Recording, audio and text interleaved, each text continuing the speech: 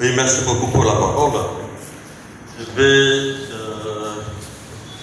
m'adresser au général Tétési et bien sûr à nous tous.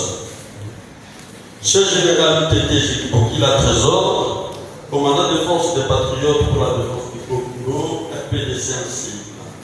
Chers frères et compagnons de guide pour la liberté du peuple congolais, je me fais le devoir de vous adresser ce mot pendant que vous n'êtes plus parmi les vivants. Vous êtes déjà enterrés. Dès votre jeune âge, vous êtes décidé de vous engager à défendre l'espace physique d'Ongwe ainsi que toute la République par des exploits guerriers que nous venons d'entendre contre bien sûr les envahisseurs de notre pays, notamment dans les territoires de Fizi, Mwenga, Ouvira. Vous vous êtes mariés et eu des enfants durant vos multiples luttes gagnées.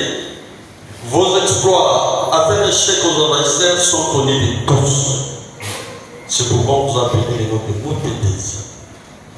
Mon général, vous nous dites au moment où nous avions encore besoin de vos exploits.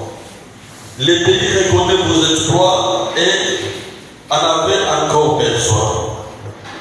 Même si la mort est inévitable, mais ce qui nous fait mal, c'est votre départ, qui est non seulement précoce, mais surtout, vous partez sans récolter les fruits de vos efforts. Nous sommes convaincus que malgré votre départ de ce monde des vivants, nous avons la ferme conviction que vous êtes avec nous en esprit et vos œuvres resteront ancrées dans nos esprits éternellement.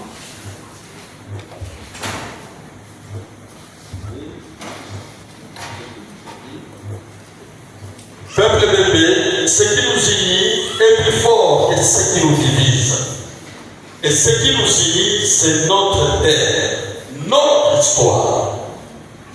Nous avons l'obligation de chercher l'unité, maintenir l'amour entre nous. C'est ce qui plaît à notre Dieu et certainement nous donnera la victoire. Évitons donc les diffamations, les critiques sans fondement, la calomnie cynique, les interprétations inutiles.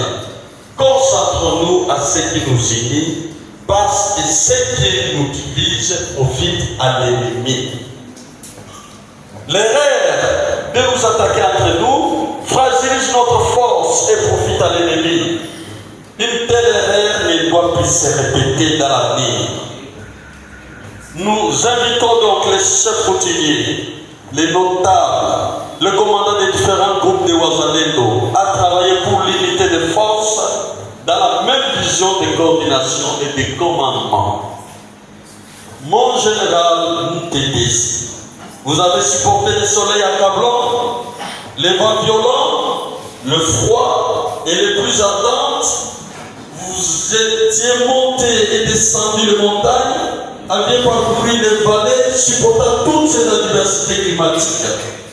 Et encore, dans vos combats pour protéger nos terres, vous avez perdu votre femme et vos enfants.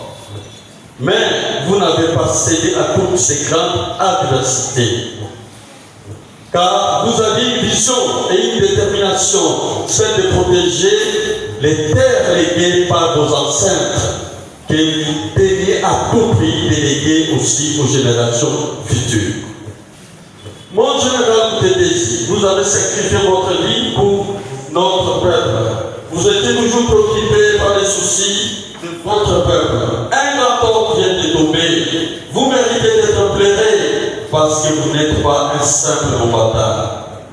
Vous étiez un vaillant guerrier, un homme, un chef plein de souvenirs. Comme Moïse qui conduisait les enfants d'Israël d'Égypte à Canaan en faisant des exploits avec son bâton, mais n'a pas pu entrer dans la terre promise. Cher général, vous avez aussi conduit pour une bonne période les enfants de bébé, mais malheureusement, la paix pour laquelle vous êtes battu pourra être vécue après votre mort. Ce combat pour lequel vous êtes engagé toute votre vie et suivant vos recommandations ne sera pas abandonné malgré votre décès.